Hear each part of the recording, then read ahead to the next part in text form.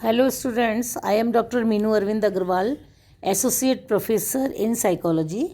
आज मैं आपको स्मरण यानी मेमोरी, जिसको कि हम रिमेंबरिंग और रिट्रीवल भी कहते हैं, उसके विषय में समझाऊंगी। स्मरण एक प्रकार की मानसिक प्रक्रिया है जिसमें व्यक्ति धारण की गई विषय वस्तु का पुनः स्मरण कर चेतना में लाकर पहचानने का प्रयास करता है। किसी भी विषय सामग्री के धारण के लिए आवश्यक है कि विषय सामग्री का सर्वप्रथम अधिगम किया जाए, यानी उसको लर्न किया जाए। अधिगम के लिए धारण संभव नहीं है और धारण के बिना पुनः स्मरण और पहचान भी संभव नहीं है। स्मरण के स्वरूप के संबंध में कुछ मनोवैज्ञानिकों का विचार है कि अधिगमित यानी लर्नड सामग्री का कारण स्मृति चिन्हों यानी कि मेमोरी ट्रेसेस के रूप में होता है, अर्थात यह एक दैहिक यानी फिजियोलॉजिकल मानसिक प्रक्रिया है। अन्य मनोवैज्ञानिकों का यह मत है कि स्मरण एक रचनात्मक प्रक्रिया यानी कंस्ट्रक्टिव मेंटल प्रोसेस है। इन मनोवैज्ञानिकों का विचार है कि अधिगम की गई विषय सामग्री के स्मरण में मस्तिष्क में कई प्रकार के परिवर्तन होते हैं और इन परिवर्तनों को अनेक कारक प्रभावित करते हैं। अब मैं आपको कुछ परिभाषाएं बताऊंगी जो स्मृति के विषय में बताई गई हैं। पहली परिभाषा है हिलगार्ड और एटकिंसन के अनुसार।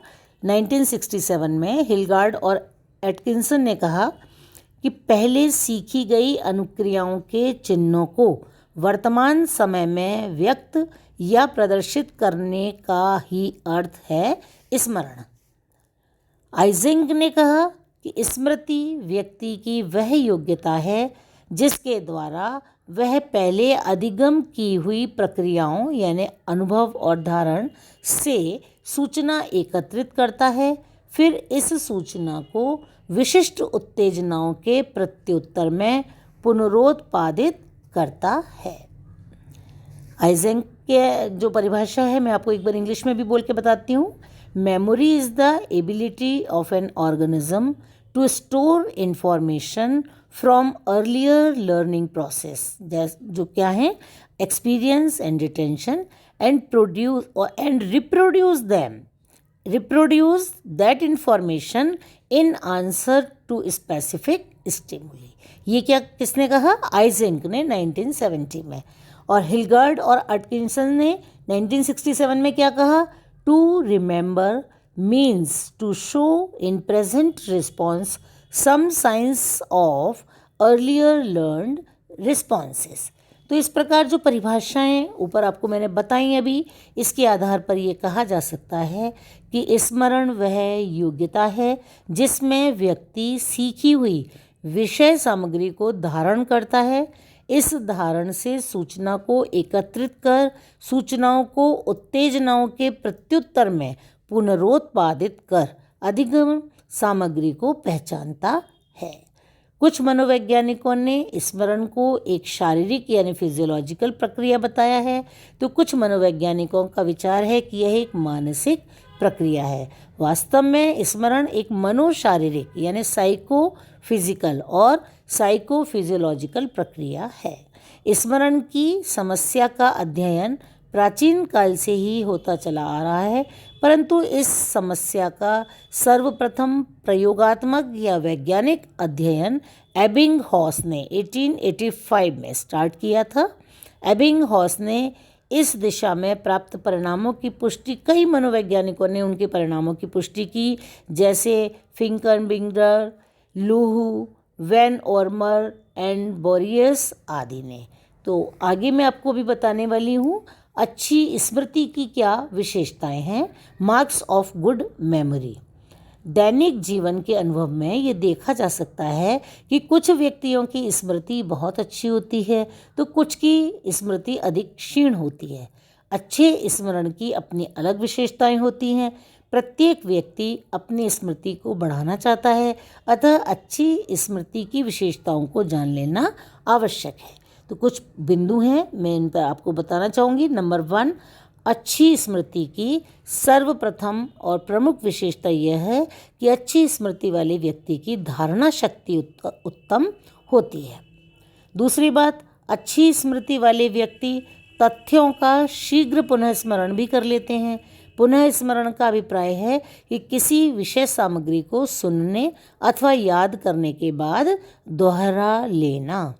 तीसरी बात, अच्छी स्मृति की तृतीय विशेषता स्पष्ट और शीघ्र पहचानना भी है। उत्तम स्मरण के लिए तथ्यों का पुनः स्मरण जितना आवश्यक है उतना ही आवश्यक यह भी है कि पुनः स्मरण की गई विषय सामग्री को शीघ्र पहचानना।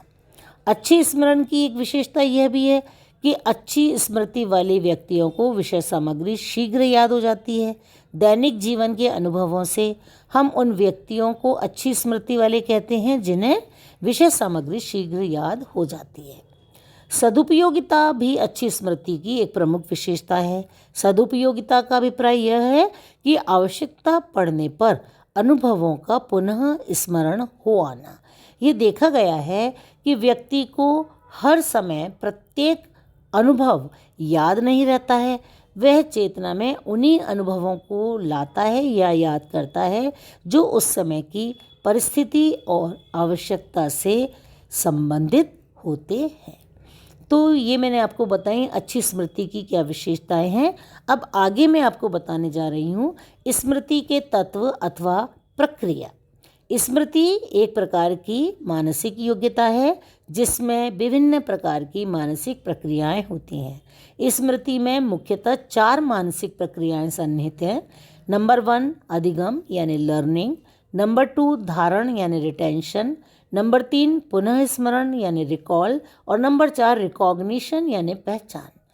ये सभी जो मैंने आपको वो 4 पॉइंट्स बताए हैं, इसमें अधिगम को लर्निंग के ऊपर मैंने आपको अलग से पूरा एक चैप्टर पढ़ाया है, वीडियो में भी समझाया है, कुछ मैंने आपको ई कंटेंट्स भी उससे संबंधित भेजे हैं।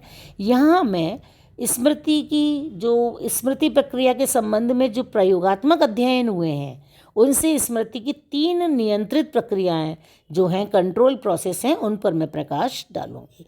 नंबर 1 है कूटांकन यानी एनकोडिंग या रिकॉर्डिंग।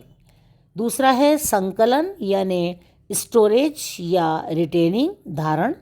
नंबर 3 पुनरुत्पादन यानी रिट्रीवल या पुनः स्मरण।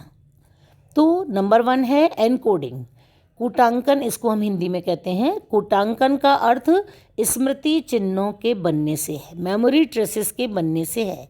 यह स्मृति चिन्ह मस्तिष्क में भौतिक रूप से बनते हैं। यह स्मृति चिन्ह मस्तिष्क के किसी एक या कुछ स्नायु से संबंधित न होकर स्नायु पुंजों से संबंधित होते हैं। दूसरे शब्दों में कूटांकन एक सामूहिक क्रिया के रूप में होता है। वास्तव में कूटांकन में सूचना संधारण यानी इंफॉर्मेशन प्रोसेसिंग होता है। इस सूचना संधारण में स्नायु पुंजों में विद्युतीय कंपन होता है जिससे रिकॉर्डिंग की प्रक्रिया पूर्ण होती है। कूटांकन के अर्थ को स्पष्ट करते हुए कहा जा सकता है कि यह वह प्रक्रिया है जिसमें वातावरण से प्राप्त सूचना जो भौतिक रूप में होती है उसका इस प्रकार अनुवाद या ट्रांसलेशन होता है कि वह स्मृति चिन्हों के रूप में संकलित हो जाए, और यह एक स्वतंत्र यानी ऑटोमेटिक प्रक्रिया है। ज्ञानेंद्रियों द्वारा ग्रहण की गई संपूर्ण सूचना का कूटांकन नहीं होता है, केवल सार्थक सूचना का ही एनकोडिंग होता है।